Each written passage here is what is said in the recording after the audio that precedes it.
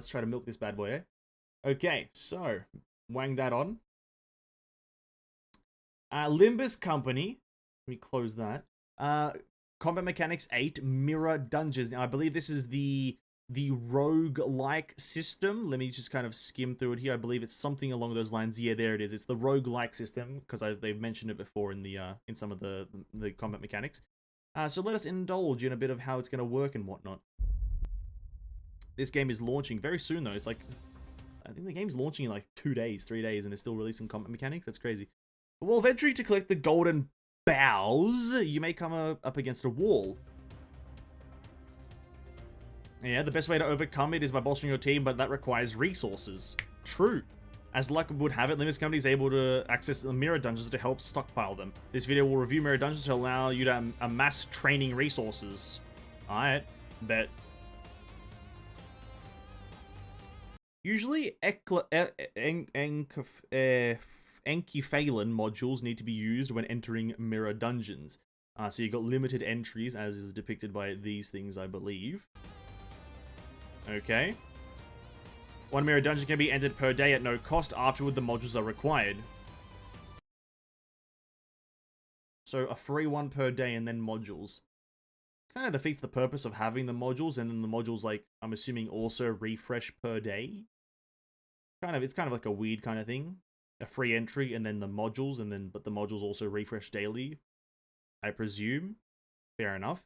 A simulation mode allows you to trial expeditions of mirror dungeons without spending the modules. No one's doing that. I do know that you won't get any rewards from the simulation mode, obviously. The layouts of the mirror dungeons are procedurally generated each time you enter. Oh yeah, that's nice. Very cool. Let me look at the shapes.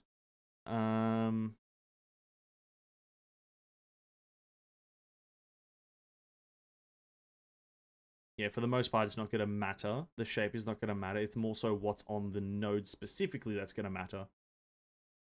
They could have kept the same shape if they really wanted.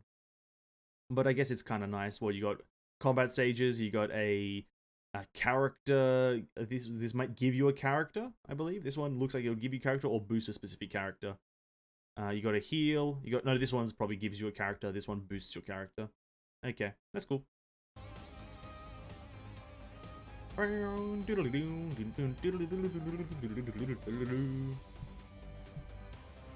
uptie and threadspin tiers of your identities and ego are the only things that influence mirror dungeon preparation. The uptie and threadspin tiers of your identities and egos. Aha.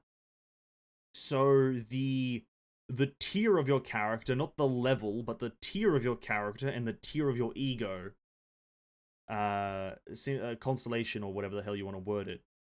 The rank of your character and your weapon is the only thing that matters. Interesting.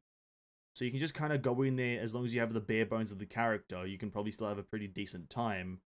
And the only way to make yourself stronger is by getting duplicates of characters and whatnot. I guess? Sure, why not? Fair enough. Oh, sorry, not duplicates. Rating them up and whatnot. Not duplicates, my apologies. Is by doing this stuff. That's fair enough. Your sinners must be leveled up from square one as you progress through each run of a mirror dungeon. When you first enter, you'll be given a random selection of ego gifts to choose from. These ego gifts boost your sinners in various ways. They provide you with vital help you need to complete your expeditions.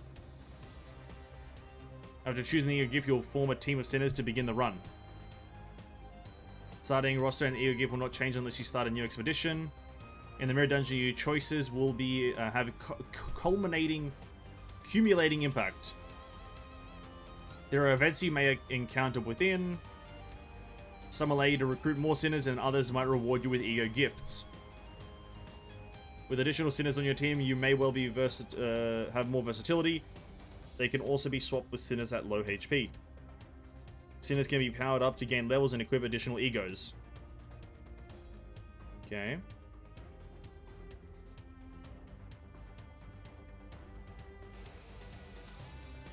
Combinations of various egos will make battles easier to handle. When you complete a run of Mirror Dungeon, you will earn rewards based on the number of cleared sectors.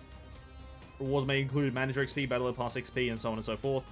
Identity trend tickets and ego shard crates, but both random and nominable. You may earn both rewards 5 times a week, so visit mirror dungeons frequently. When you face hardship on a journey for the Golden Bough, try the ever-shifting whatever. Yeah, just do the mirror dungeon. Okay. Level doesn't matter. Yeah, you just have to have the character and the ego. You just have to have it exist on your account. That's fair enough. It's essentially like an Elysian Realm moment where you... in Elysian Realm, you have to level up the weapon, but you don't have to level up the character, so you can just have the character as an existence and whatnot. That's quite interesting. It's just... Honestly... Just a fine video. Explains it kind of simply. Like, it's also not a hard thing to understand. You start there, you move all the way to the right, you'll encounter combat stages, character buffing stages. This is probably going to give you an ego gift. That one's going to heal you. Where's the other one? This one's going to give you a sinner. So it's all pretty straightforward when it comes to like gacha roguelike systems. It's nothing super new. I'll be absolutely honest. So it's nothing. This is not going to blow anyone away. The difficulty of it may vary because it's just, I think Limbus Company is just going to be a minutely difficult game compared to a lot of other games. The one thing that I'm just a bit confused about is how the like leveling up of your character throughout the run will work. So what, you'll have a character and they'll be at level 1 or level 10. And then as you do the run, you level them up? Like, why? Like, why? Why would you want that? Like, what? I don't see the purpose of that, other than, as, like, I guess I just don't see it. The ego gift stuff, that's just, like, essentially, like, your character will fucking, like, crit more often or some bullshit, or, like, 15% damage bonus. You'll get 4 something, or whatever. But the leveling up your character throughout the run just kind of seems like a bit of a redundancy, if you will. Where was that page that they showed? Where was that? Where is it? They show like a level, yeah, like level 15, level 10, 20.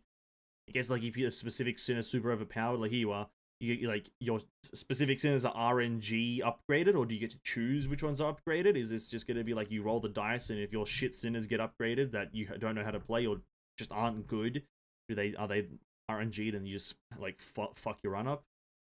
Other than that, it's like, it sounds fine. Yeah, that's all it is. You get what, 5 attempts per week? How many did it say it consumes? First one is free. Hold up. First one is free, but then each one after that costs 3.